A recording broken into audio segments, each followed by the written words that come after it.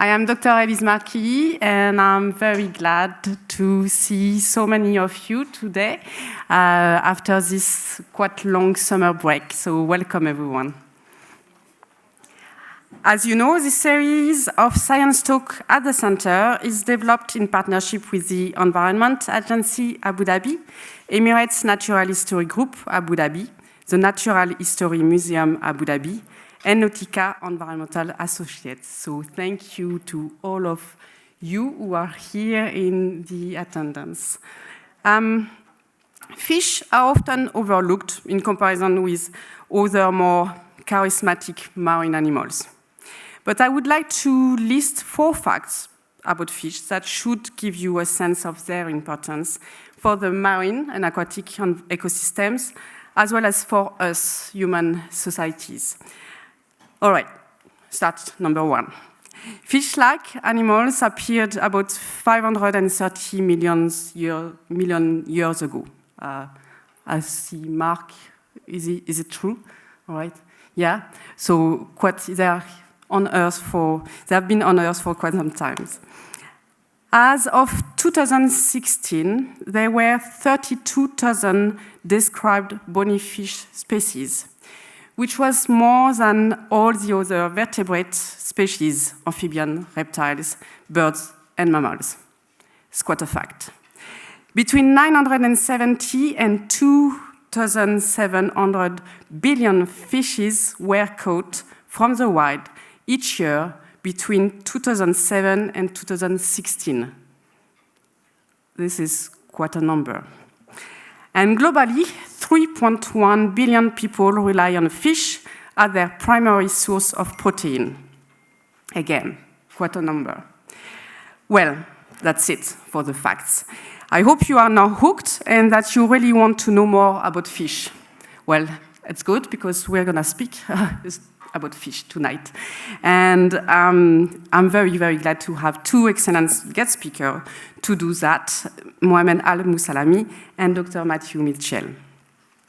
But before we start, as usual, keep your question for the end. Please avoid going out and in the auditorium as much as possible. There will be some food after the talk left over there, but please just stay seated as much as possible, and obviously turn off your phone. You don't need your phone right now. Let me welcome Mohamed Al-Moussalami on stage. But first, I will introduce him, because Mohamed is quite a character for Abu Dhabi, I would say. And he's actually a descendant of legendary Arabian Gulf pearl divers and a true marine passionate. He has worked with sea turtles, dugong, dolphins, sharks, and more, and much more. Mohamed currently leads the fisheries management team at the Environment Agency Abu Dhabi, as well as carrying on his PhD thesis at the UAE University. And tonight, he will be talking about fish biodiversity, and fisheries in Abu Dhabi waters. So welcome on stage, Mohamed. And enjoy the talk.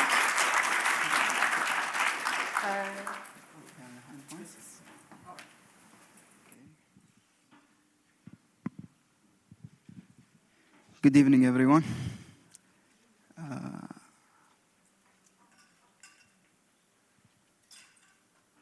A little help here. Oh, you didn't start it yet. Okay. Can I go back a little bit? Okay, so I have my own hook. I know, Dr. Elise, you try to give a lot of hooks, but let's start with this. Did you know that 90% of the fish all over the world is overexploited? I'm thinking most of you probably did, because this is a very famous fact. We already know that fish is overexploited. We are taking a lot more fish than we should. Okay, so we are here to talk about fish biodiversity in Abu Dhabi specifically. But in our role in the Environment Agency Abu Dhabi, we call it fisheries management. And what it basically means, it means that we are responsible for every fish that comes off the water and everything that happens within that activity of fishing. Okay, so fisheries management to us is not just about the environment. Of course, we are called the Environment Agency Abu Dhabi. We are supposed to think about the fish and how healthy the fish stock is. But we also think of it from the economic side. We think of how much is this activity bringing into the country. And we also look at this social side, and we take care of the fishermen, their livelihood, their jobs, and we make sure that this activity is providing them with everything that they need. So there are multiple aspects that we should look into and take into consideration. Okay, so what is overfishing? To put it very simply, when we are catching the fish faster than they can reproduce. Of course, fish are animals. They do reproduce if we leave them naturally. They will increase in numbers. And overfishing is when we take fish too fast and we don't give the fish stock a chance to reproduce and increase in numbers. So what is the right amount to take? Of course, there will be a right amount to take. There is not an unlimited amount of fish that we can take.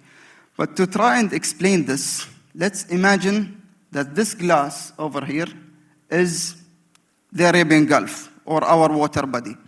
So it's very limited. It's a small glass, and currently it doesn't have a lot of fish in it. As you can see, there is only a little bit of fish on the bottom. But let's imagine that we didn't take any fish. We just left the fish there for a whole year. What will happen is the fish will increase. They will reproduce, and they will multiply in numbers. And let's imagine we give them another year. They will increase again, and again, and again, until they reach the top of the glass. After that, there is something called carrying capacity. And what this basically means is that the environment that we have is limited. It cannot support an unlimited number of fish. There is always a limit. There are a limited amount of food for everyone else. There is a limited amount of houses for the fish to live in. So it cannot support more than a certain number. What happens to the fish that will be reproduced then? Of course, the system will not be able to support them, and they will naturally die. So this means that we are allowed to take fish. It's okay to take fish. But how much are we allowed to take? If we take a certain amount, of course, next year, the fish stock will increase, and this amount will be reproduced, and everything will be fine. But for us, the complicated part is to figure out the exact amount that we are supposed to take. What is okay to take and what is not okay. And let's imagine that we are taking fish from two different fish stocks or two different environments. This is our imaginary glass that is full and healthy and nothing is wrong with it. And this is the current glass that we have, which is overexploited already and has a little bit of fish. What's the difference between taking fish from here or from there? Can anyone guess? I think we're not taking questions, so I'm not supposed to take guesses. But the difference is simple. So there is a lot of fish here. So I can easily just put my hand there and scoop a ton of fish very easily without any effort. And this is exactly the difference. In that glass, I need to look around for the fish because there are not as many.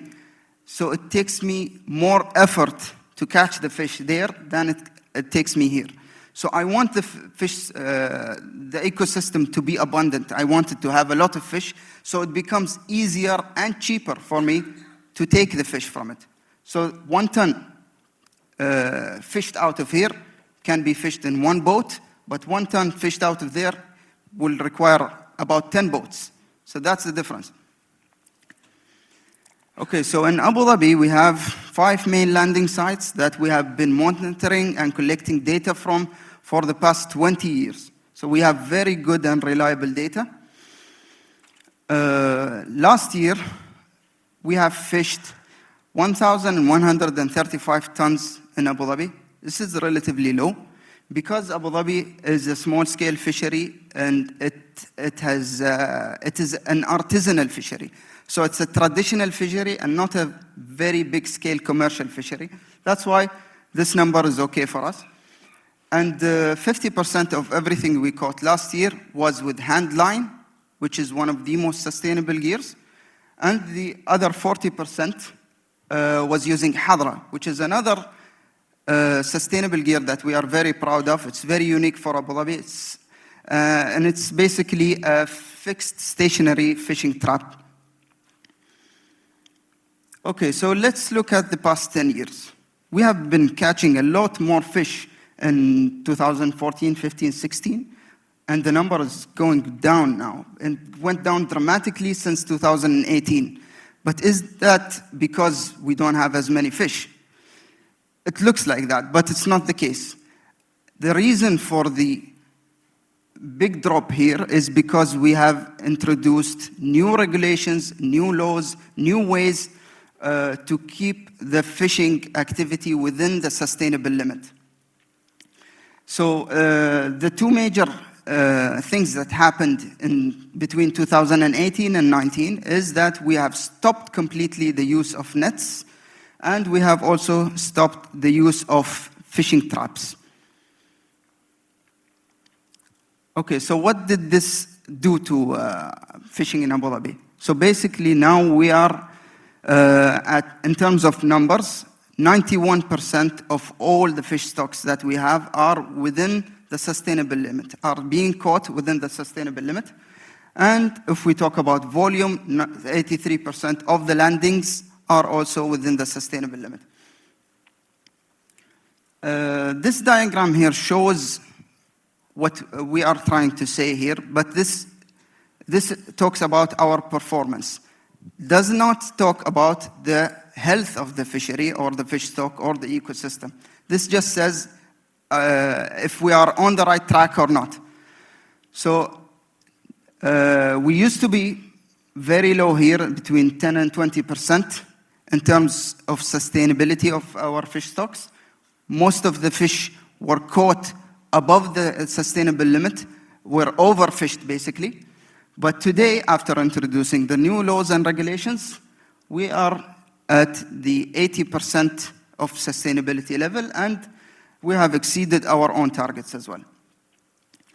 But again, this does not mean that the ecosystem is healthy. I want to know, did this new introduction of regulations, of new laws, of changing stuff around, did it really affect the ecosystem? Did it really increase the number of fish in the water? This is where this other indicator comes in. This is something we call the spawning biomass ratio. And what it basically means, if I catch 100 fish today, how many of these fish are able to lay eggs or to spawn? So if, for example, I say that only 10 out of the 100 are adult or large enough to give, to have eggs, so this means we are at the 10%. And this was the situation before we changed things around. But today, we are at 42%, which is extremely well compared to the rest of the world. And if we look closely to each species, we will see that there is a huge change in terms of spawning biomass ratio. Most of the species now are within the sustainable limit, except, of course, for a few species, which good examples are spangled emperor and the grouper. They are still not within the limits we are hoping for, but they had major increases and noticeable increases, and they are almost there. So we just have to keep doing what we're doing. And comparing our performance with the rest of the world, Abu Dhabi is doing way better than what anyone else is imagining about. The rest of the world is floating around the 65 percentile, but Abu Dhabi is at the 90% of sustainability of exploitation of fish. Okay, so these are numbers, they are boring, but what's happening here in real life? If anyone goes fishing, they would notice that it's much easier to catch fish now than it used to be. And they might also notice that we are seeing new species that were not here before. So for example, the rainbow runner was extinct for over 10 years, and it's now coming back. We have seen it for the past 2 years, and we can scientifically confirm that it's reproducing here in Abu Dhabi. Another example is the rough triggerfish recorded last year or the year before for the first time in the Arabian Gulf. Another example is the large-scale triggerfish, also recorded for the first time in the Arabian Gulf. Okay, but what about landings?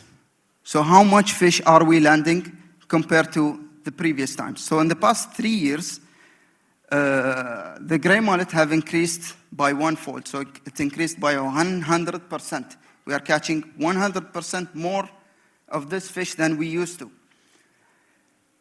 Golden trevally increased by 2-folds. Double-barred bream increased by 15-folds. Okay, the next fish is the mangrove grouper, one of my favorite. Can anyone guess how much did it increase by? 20, that's close. It increased by 80 times. Okay, so we said in the beginning, if you knew that 90% of all of the fish in the world is overexploited, you probably did. But did you know that 90% of Abu Dhabi's fish are sustainably exploited?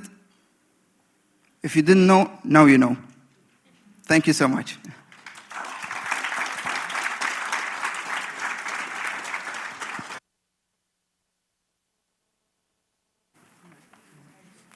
Oh, yeah. Thanks, Mohamed. All right. Second talk of the evening, I'd like to introduce Matthew Mitchell. Matt is a marine biologist with a PhD from James Cook University in Australia, where he studied olfactory cues in predator recognition among reef fish. After a couple of postdoctoral positions in North America, he came to join Dr. John Bird's lab at NYU, Abu Dhabi, in 2019.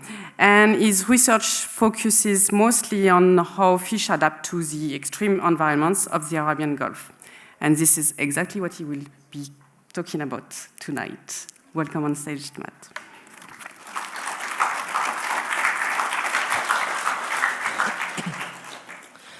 Okay, thank you very much, Elise. Thank you very much, everyone, for turning up. It's great to see so many people here. As Elise said, my name is Matt. I work at New York University here in Abu Dhabi. I'm going to give you a bit of an overview of some of the work we've been doing by myself and some of my collaborators in the lab.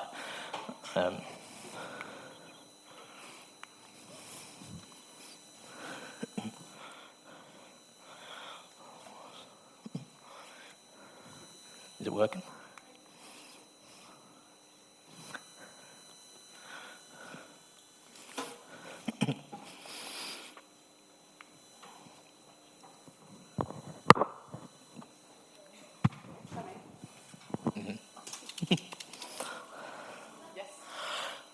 Perfect. Okay, so let's start with a bit of horror. We know that we currently live in a world which is suffering from human-induced climate change. We regularly see these horror headlines saying that the world is doomed and that we're all in trouble. And whilst the world won't end, it is going to change substantially. And if we're to understand how biodiversity is going to change and the impacts that we might see for humanity itself, we really need to study systems in which we can get an idea of what's going on with climate change anyway. So I was going to start with some nice fish facts. It seems we've done that. So let's just say fish, they're critically important for ecosystems. They are critically important as a source of food. However, they are threatened by climate change. And the reason for this is because they are ectothermic species. And what this means is, unlike humans, who are considered endotherms, meaning we create heat within our own bodies, so when we move around the environment, our internal temperature remains constant. Fishes are ectotherms, which means they can't generate heat within their body. And so when they move around the environment, if the temperature changes, their body temperature changes, and this impacts their physiology. And as you scale up from physiology, you move to changes in behavior, changes into ecological function, changes to populations, and changes to ecosystems. So small changes in the physiology scale to entire changes of populations and ecosystems. So one of the big questions when we try and address these, what's going to happen to fishes, is that we put fish into experiments and we change the temperature and we'll leave them there for maybe 1 week, 1 month, 2 or 3 generations. And then we look at how the temperatures change, their physiology, their behavior, and other things. But what we don't know is how these changes might happen and how fish might respond to changes in climate at much greater ecological timescales. And this is where the Southern Arabian Gulf becomes a fascinating system because it's already a very extreme environment. So we see temperatures ranging from 16 degrees Celsius in the winter up to 36 degrees in summer. And you can see this, the orange line on the graph. So we've got the months, and then on the bottom and up the sides, we've got the temperature range, and that's the orange line is the Arabian Gulf. And then the blue line is the Gulf of Oman, which is a much more benign system. It has lower temperatures, lower salinity, it's not as turbid. It's a much better environment for fish, unlike the Arabian Gulf. So one of the more interesting things about the Arabian Gulf is that with summer temperatures up at 36 degrees, the environment actually matches what scientists are predicting are the conditions that most reef fish and tropical fish will experience under climate change at the end of the century. So as one of the BERT Lab members, our favorite term is that the Arabian Gulf is a natural laboratory for climate change. So what I've been working on and with a load of people is trying to address some questions relating to how fish are responding to temperatures. And broadly, when we consider this, fish have got 3 options. They can either move and leave the area so they don't have to deal with the extreme environment. They can adapt over multiple generations, change their physiology so that they can cope with the environment. Or if they can't do either of them, they die. So the first question and bit of data that I want to show you is from fish surveys of coral reefs along the southern Gulf, or the southern coastline of the Arabian Gulf.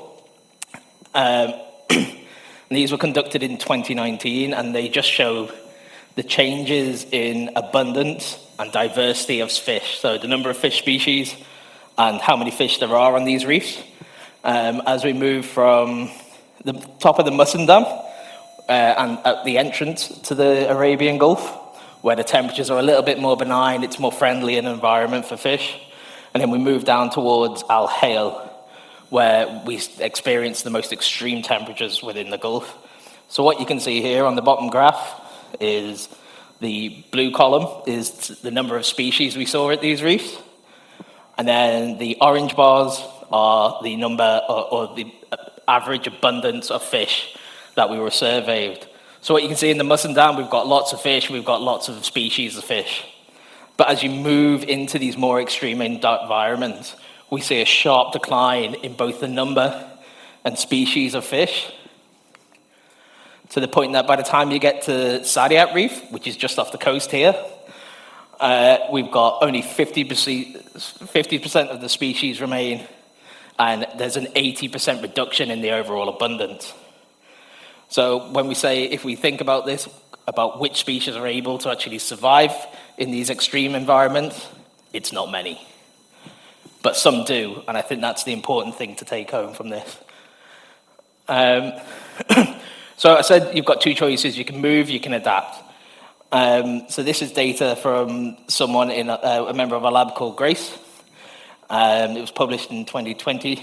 And what she did was she looked at the movement patterns of fish on coral reefs across seasons. So we have 3 different reefs, Dabia, Saadiyat, and Ras Granada. And then each reef was surveyed during summer, which is the orange bars, and winter, the blue bars, for 3 years. And surprisingly, and somewhat counter to what you'd actually think, there are actually more fish are flooding into the reefs and moving onto the reefs when it's at its hottest. So this seems a little counterintuitive and surprising, right? You would expect that they'd leave the reefs when it's actually hottest.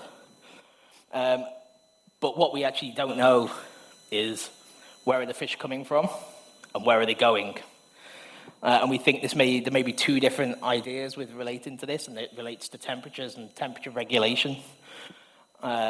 One being that during the winter, the more pelagic and mobile fish which drive these patterns are actually moving offshore into deeper water, where it's a little bit more stable temperature, it's warmer during the cooler months, which can also challenge fish, and then they come back when it's warm, which means maybe the fishes here can actually handle the hot water quite comfortably. The other hypothesis, and which I tend to lean towards, is that the fishes that actually live in the mangroves and the lagoon systems, during the summer months, those become incredibly hot because of their shallow environment, so they're much more prone to warming. And what the increase in fishes on the reefs is because everything's leaving these super hot environments and then coming into the coral reef systems. But again, like I said, we're not sure exactly what's going on. So this is where it gets a bit complicated. I'm going to take you in a deep dive into a bit of physiology here. So we know fishes, we've just seen that fishes can potentially adapt to the temperatures and deal with the temperatures by moving onshore and offshore. But one of the things we've really been trying to get into more recently is how fish are actually adapting to living in this environment. So, when we've been looking at that, we've been looking at physiological changes, particularly relating to metabolism. So metabolism is just a very complicated word for saying energy. That's all you got to know. And energy production. So as an ecologist, what I want to know with regards to metabolic traits is how much does it cost for you at your base for maintenance, and then how much can you produce? So we talk about these, and we talk about baseline energy requirements are known as standard metabolic rate, or SMR. And that is the energy that you use for maintenance. Think about it as what you're using right now. You're sat down, you're not doing anything, you're chilled, you're relaxed, but your body requires energy to function. That's what SMR is. MMR, on the other hand, is when you're at your maximum energy consumption. So when you're running, think about when you're running as fast as you can. If you keep going, if we stuck a mask on you and measured your oxygen consumption at that point, you'd be blowing really hard, you'd be breathing really heavy. That's your maximum metabolic rate at that point. So between these two terms, between your maximum energy production and your basic requirements for energy reduction, we have a term called aerobic scope. And this is your energy supply. It's what you have the energy for when you want to do anything, whether or not it's eating, that requires energy. Whether or not you're out having just a gentle jog, requires energy. It's also, and then ecologically, it's important for things like reproduction and growth. So hopefully you can remember that, because it gets a bit more complicated. So for ectotherms, because they are ectothermic species, because they are temperature dependent for their physiological process, metabolic processes are also temperature dependent. And what you see is that as temperatures increase, basic energy demands also increase for maintenance. So if you look at the graph, we've got this one red line. And with increase in temperature, we see an exponential. So it means it gets bigger. As things get hotter, costs get greater and greater and greater. And then if we look at the effects of temperature on maximum metabolic rate, we see an initial increase, after which maximum energy production plateaus. You can only produce so much energy. And if towards their thermal extremes, for some species, we do see a slight decline in maximum production as your physical chemical processes in your body start to decline and break down. So what this means is your energy, your aerobic scope, is not constant with temperature. At lower temperatures, you have a small aerobic scope. At moderate temperatures, you have a big aerobic scope, and then at very high temperatures again, aerobic scope declines. So when we think about this in ecological terms, if you look at the graph on the right, your ability to perform in your environment is very dependent on your temperature. So as temperature increases, you get a sharp increase in performance, but at a certain point you reach a peak, and then you plateau, and at very high temperatures, we see a rapid decline in performance. So I hope you all got that. So one of the ways we measure, I just thought I'd give you a little introduction to how we actually measure this. I think you've probably seen various TV programs or images of someone running on a treadmill with a mask on and measuring their oxygen consumption. This is exactly what we're measuring, but this is measuring someone's metabolic performance, and we're doing exactly the same with the fish. Only we do it by putting fish in these little chambers. You can see a few heads poking out of the black sections. And what we do is, once we put them in, we can close these chambers and we can measure the oxygen consumption of the fish over a period of time. And then we flush fresh water in, and then we measure it again. And from this, we can get repeated measurements of oxygen consumption. And if we really want to measure the maximum metabolic rate, we'll put the fish in a bucket beforehand, chase them around with a stick until they get exhausted, and then we'll put them in the chambers and we'll measure their oxygen consumption from there. And I'm not too sure if you can see it, but what we end up with is a graph that looks like this, where we have a very high initial oxygen consumption, which is your maximum metabolic consumption. Fish then calm down through time. They relax, they chill, they get very comfortable in the chambers, and then they plateau. And this plateau is the minimum energy requirements known as SMR.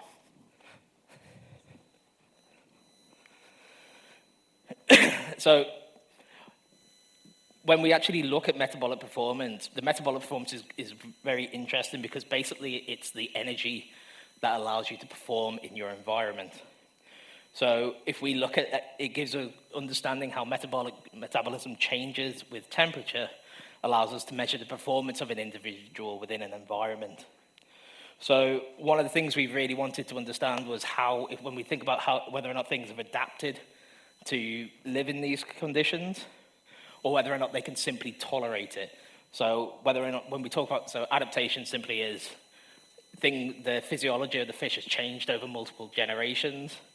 If we think of acclimation, it means that it just already has the capacity to live in that environment and change internally. It doesn't take multiple generations for it to cope. So we ran an experiment where we compared fish from the Arabian Gulf, so the very extreme thermal environments, to fish in the Gulf of Oman where temperatures aren't as extreme.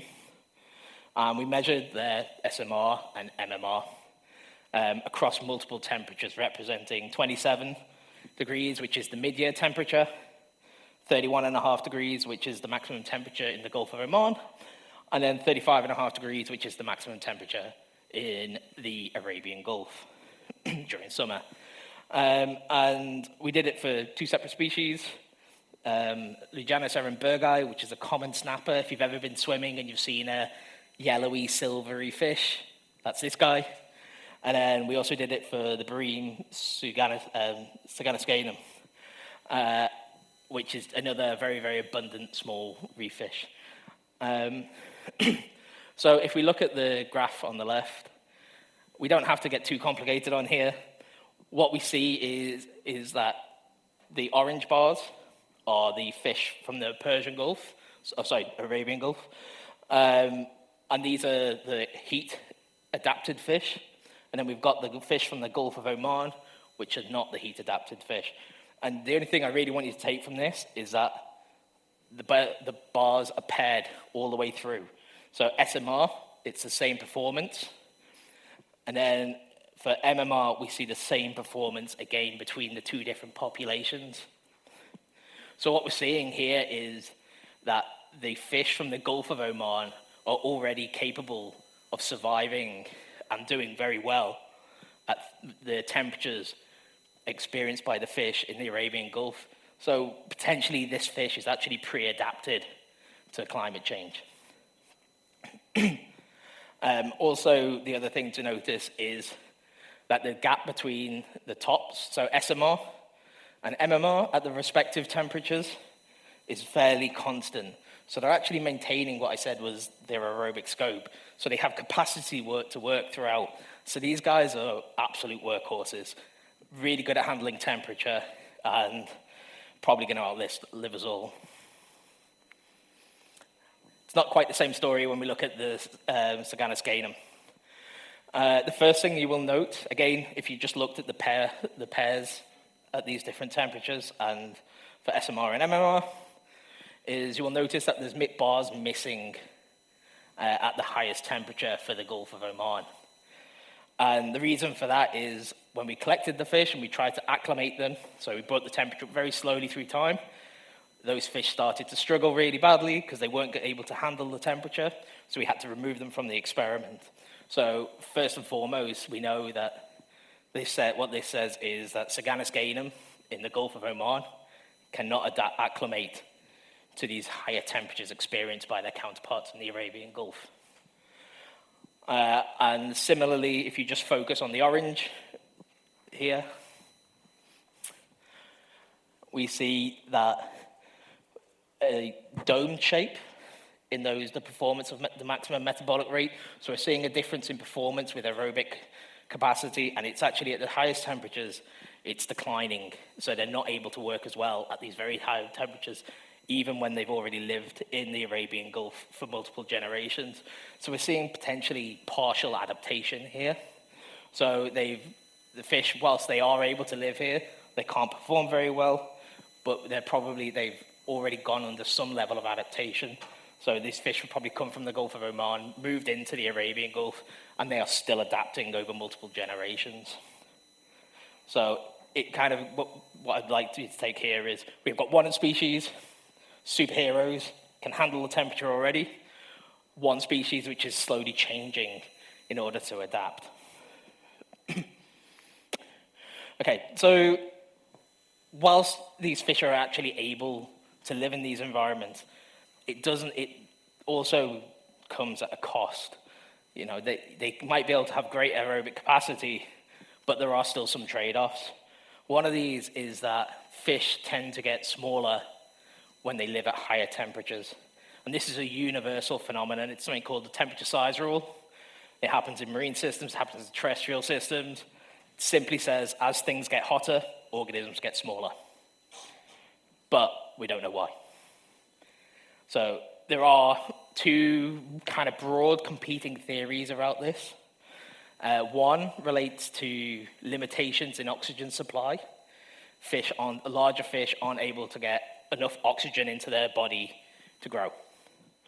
The other is a resource-based supply, where with temperature increasing, energy demand increases, but the fish aren't able to eat enough food to replenish that energy at higher temperatures, and so their size plateaus.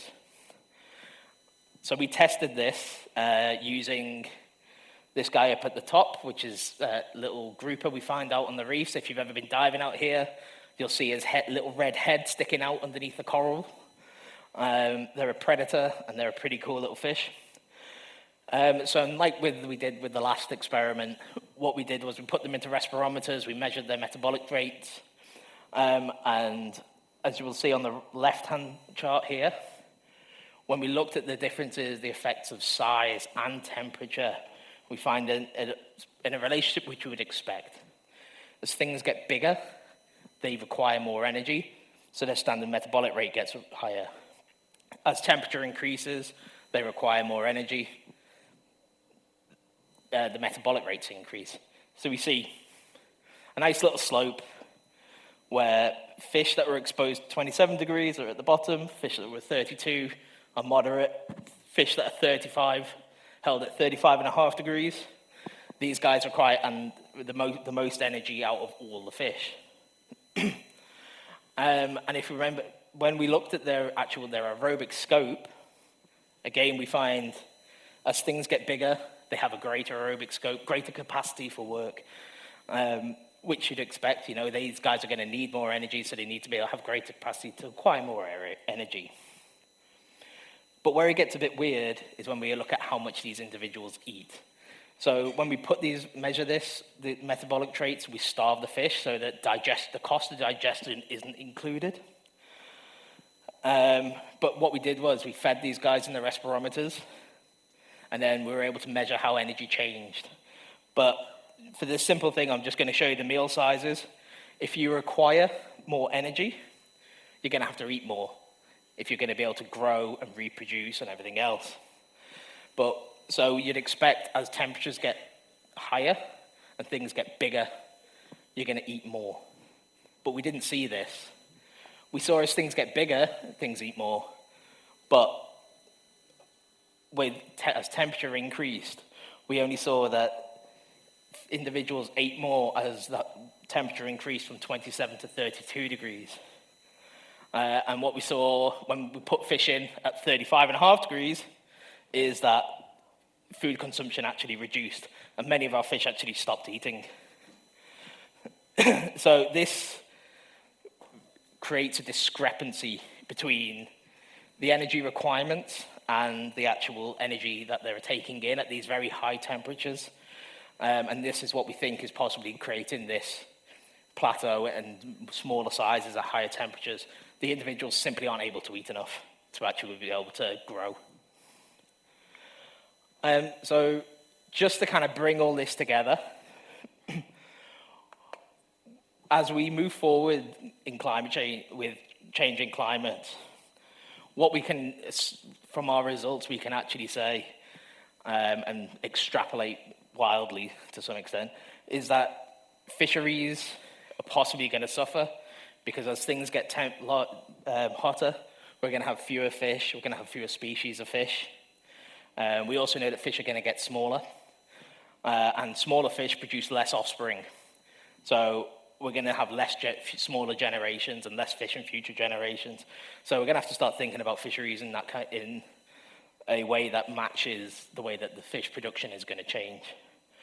And then from an ecological standpoint, on the right-hand side, you've got a food web. There's a very simplified image of what happens on a reef, about who eats who, and all the different interactions that occur. If we start changing and things are going to have to change to eat smaller things, or things are going to go missing, we're going to really start messing with these and food webs and the interactions of the ecosystems. What we don't know is how things are going to change at the moment, and we're starting to try and look at these kind of things. But I think what the good thing is, if you look at the results from all of our 3 fish that I just showed you in those experiments, they're here and they're surviving, and they're able to survive at these temperatures. So we're not going to lose everything. Things are going to survive. It's just the world's going to be very different. So with that, I'd like to just acknowledge the BERT Lab. These guys, a lot of these guys did most of the work for this talk. John is obviously the PI. He's the overlord for our group.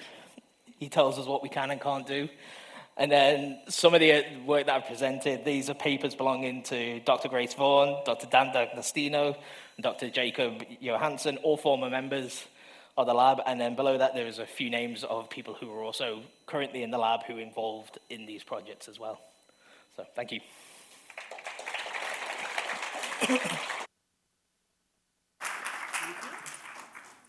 Thanks, Matt. I think we will have a lot of questions, so we're just going to move the chairs, get the microphone, and you can start putting your hands up. So, from a phylogenetic point of view, in terms of the different families, so just quickly, lots of fish are related in different ways. So you have families which relate to how closely related these and similar these fish are. We didn't see any real fish taking advantage, you just see a decline in pretty much everything. There are a few individual species that do increase, and some from within the same family and closely related that decrease as you move either in or out of the Gulf. One of the more striking things is, though, that we lose one of the biggest families of fish, and they're called the wrasses.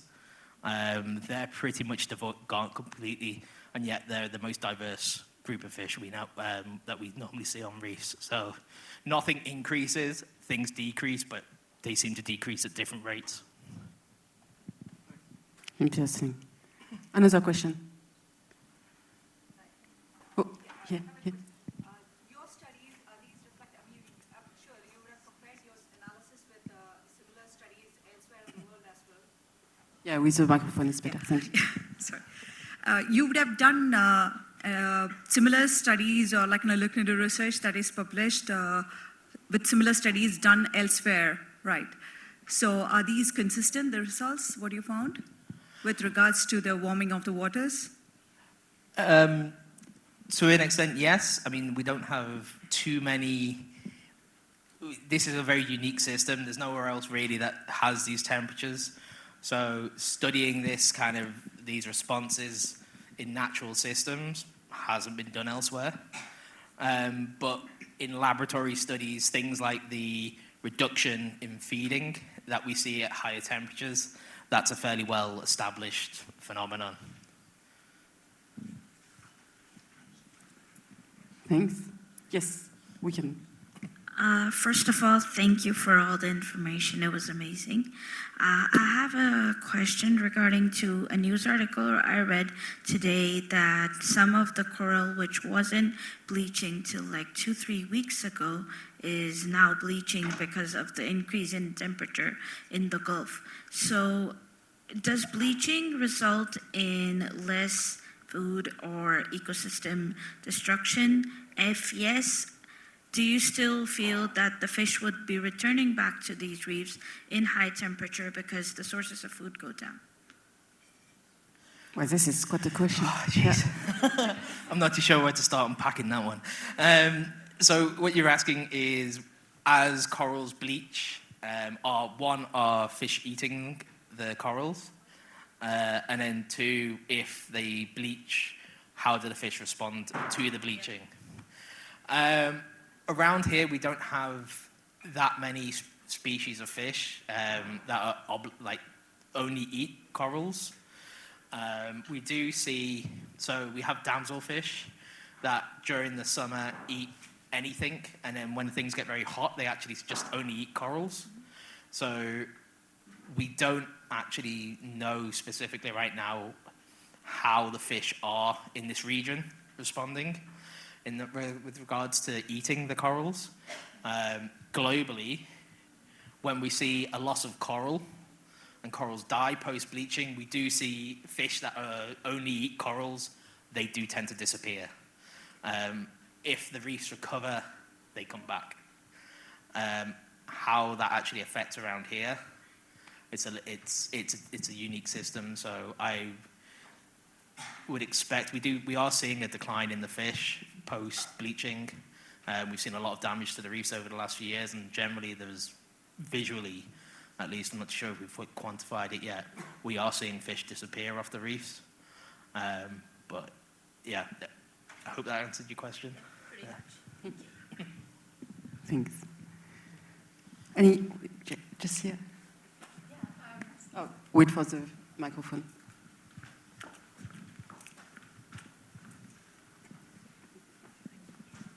Hi, thank you so much. They were both really incredible talks. This is a question about about how fish are fished here. You said 90% were sustainable sort of line fishing techniques. What about the 10%? And if that's unsustainable methods, are you hoping to eliminate that method as well? Okay, this is a good question. So the 90% does not refer to the method of catching the fish, but it refers to if it's caught within the sustainable limit. So we did mention that there is a certain limit, a certain amount, the right amount that we should catch.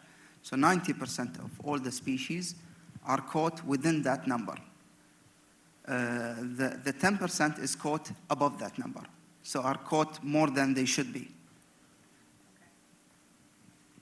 So do you think that you're going to try and limit that so it is all sustainable? Absolutely. This is something we are trying to do. It's not something that is targeted everywhere in the world. As we said, the rest of the world is happy with 65%. We would love to go to 100%. This is not easy to achieve, but this is something we are trying to do. Thanks. Thank you for both your excellent talks. I had a question. You showed the very interesting new fish records these are new records in Abu Dhabi Emirate, I think more specifically. I was interested in the spotted triggerfish that you showed. I found one actually in 1998, but in Ras Al Khaimah.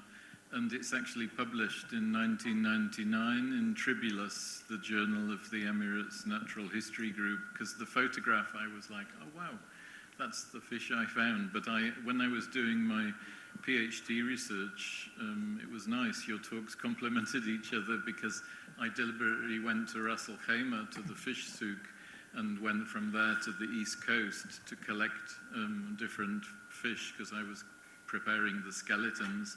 And the biodiversity is nearer as you get nearer to Masandam because of the deeper water, of course, and you have more species. But that's the first time I've heard of a record in Abu Dhabi. And do you know the location where it was? I'm not sure, but I can get you that information. Yeah.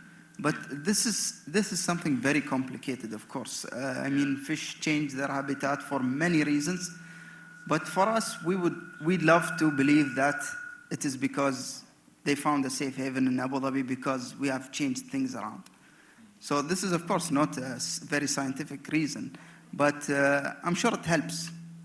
Because that particular species, it wasn't in any of the fish books in the Gulf.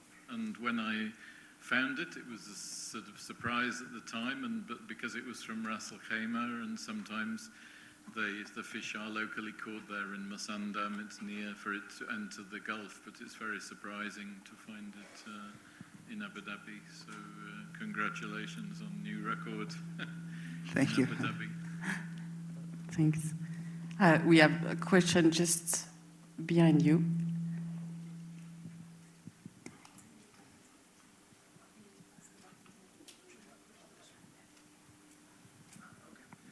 As the population increases in about 50, 60 years, it's projected to go up 2 billion. So how do you plan to keep it sustainable as the demand increases for more food? I guess it's for you, Mohamed. For us, of course, staying within the sustainable limits is a way of making sure that there is enough fish for everyone.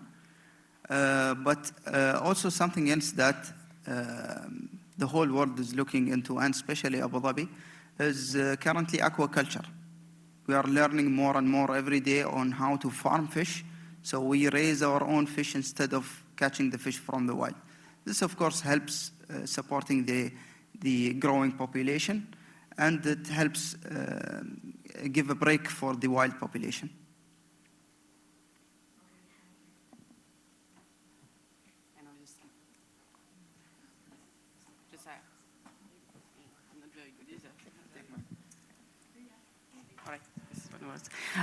Just to jump on that, it's one of the questions or one of the programs that we are developing here at the center. So just how to make or help the aquaculture in its development in the region while keeping all the sustainability goals, because we know that aquaculture might be good, but might also bring some other issue because of food source for the farm fish and energy consumption and so on and so forth. But yes, it's part of the work that is being done here in the UAE.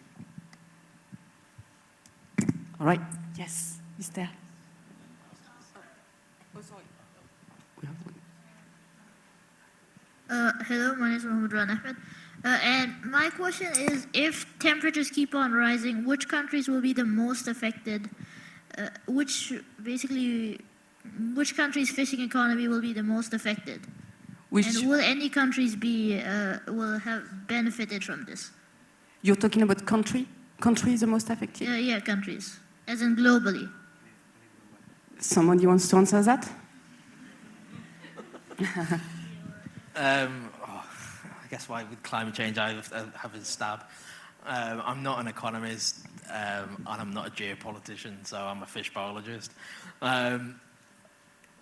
Fundamentally, climate change is going to be probably most impactful on third world countries, particularly those that are island nations with low-lying land, because climate change, we're going to see sea level rises. So as the sea level rises, we're going to see small low-lying islands swamped.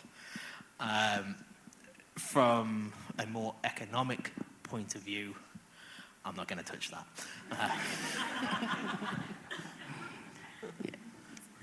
Complicated question. I think yeah, for today's talk, I think a good answer would be countries who are mostly reliant on fish for their food source would be definitely affected if the fish population start changing around.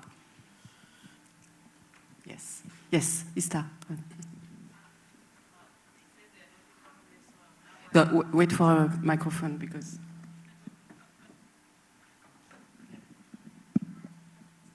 Thank you.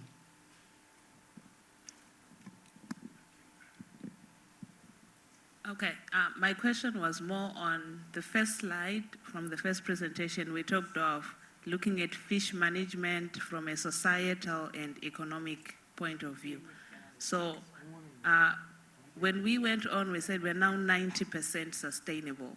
But how has the new laws affected the economic side of things and the society itself? Was it a positive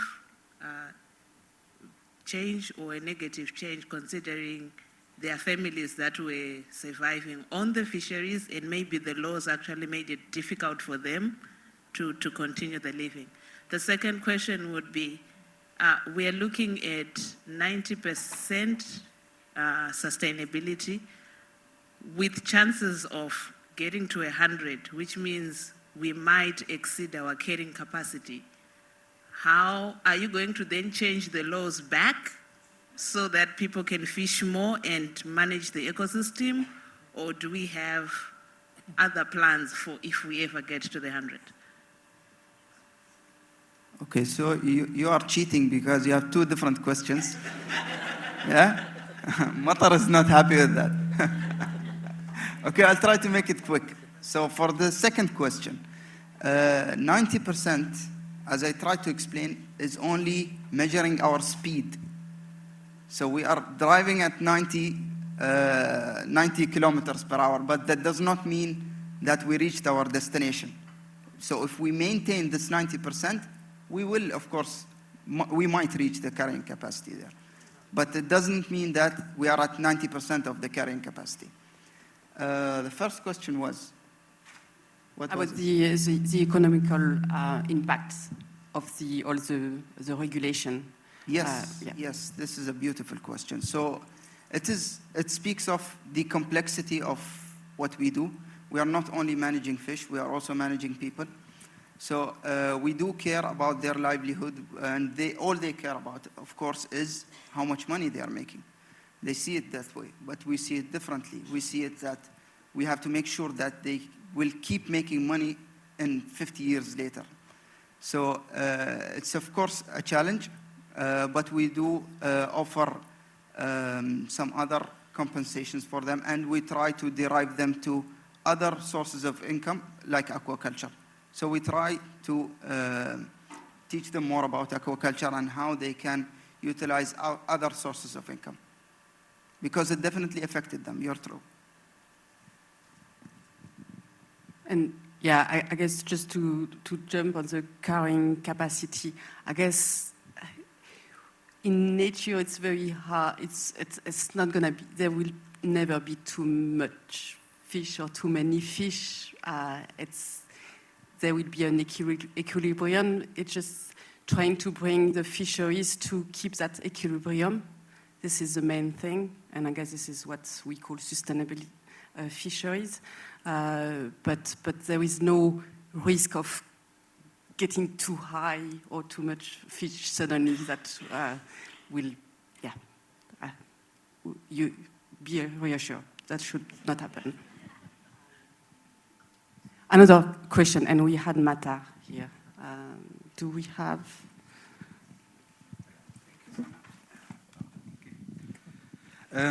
You mentioned the Hadra system, but you didn't explain it. Okay, it's not unique to Abu Dhabi. This system has been known since prehistory, from East Africa to Australia and the Pacific. You have a fixed corral in the ocean, like a trap, but the fish swim in and they survive. So what happens is the fishermen go every morning, they'll net and they'll take just what they need and release everything alive. And nowadays they're also recording it with the conjunction with the environmental agency and other places. They will record everything they're releasing, the cormorants, the turtles, the sharks. There were sightings of lemon sharks. There were sightings of fish we didn't expect. What happens was this way. The way the fish used to be divided in old times, if you walk into an old town in Abu Dhabi, it comes in the morning, a portion is for the family, a portion for the neighbors and friends, and a portion is only sold what will be bought in the market that day.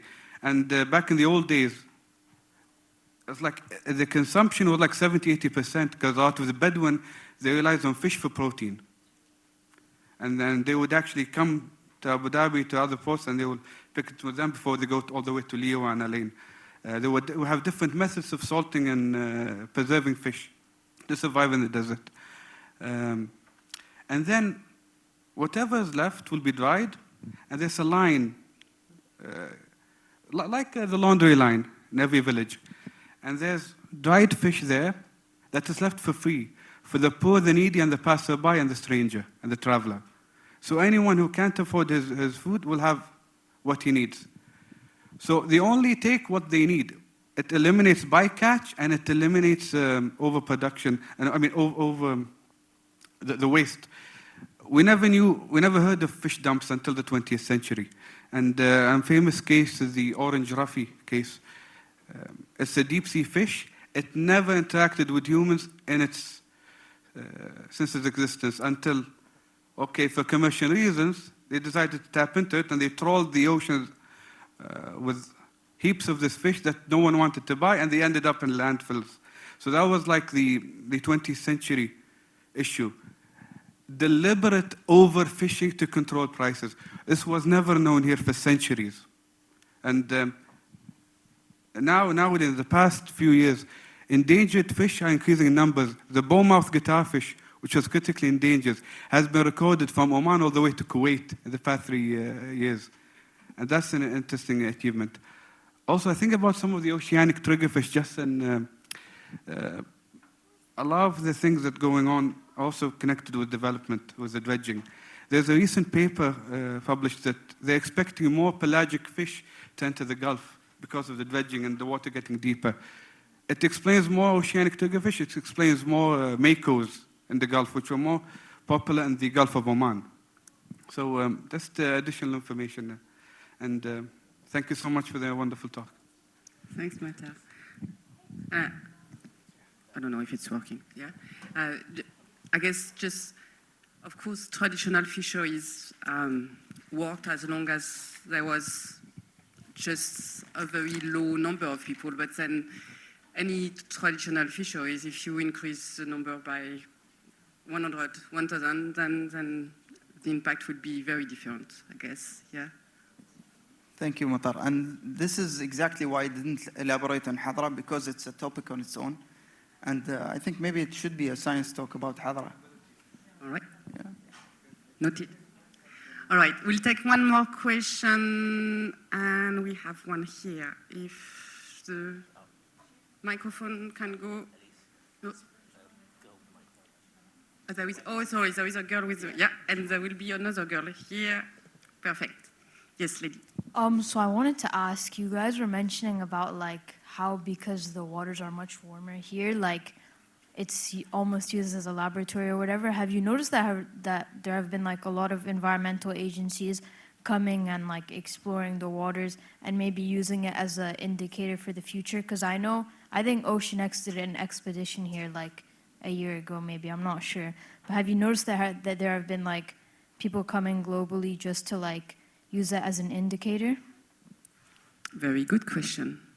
Yep, there's someone sat right in front of you who comes in on a regular basis called Bernard Regal. So he's been coming over here for a long time to look at the corals. We have John, who's also sat next to him, has multiple collaborators who come in here every few years. Some of this work that I've shown you is with collaborators from Hawaii, Australia, the UK. So yeah, a lot of people are coming in to work here and use this as an experimental system. So. All right, thank you. Thank you. Okay, last one, for real.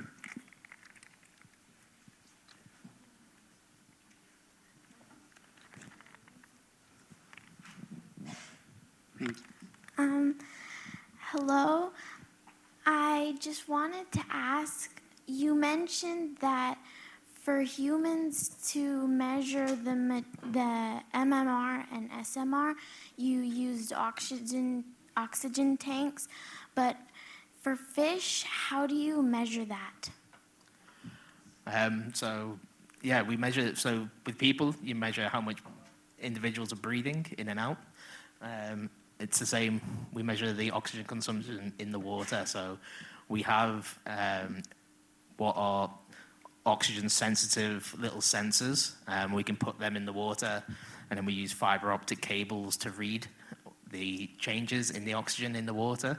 So as the fish are breathing and they're taking oxygen in from the gills, from the water, they breathe it out. Well, as oxygen passes over the gills, they're able to extract oxygen, as we do with our lungs.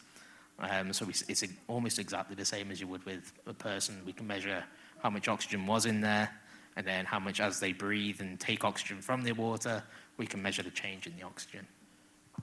Thank you. Very nice. Well, thank you, everyone. Thank you, both Mohamed and Matt, for the very nice talks. I think there will be more talk about fish, different topics. There is a lot of talk about fish, fisheries, and so on. Next talk, we are going a bit bigger. Well, there are big fish, but marine mammals in the Arabian Gulf. So, and I think, if I'm not wrong, it's going to be on the 26th of September. And this is going to be our first anniversary of the science talk, because we started last year in September. So I'm hoping to see a lot of you next month. Thank you for coming. And if you have any questions, I think the speakers are here. Thank you. Thank you, everyone.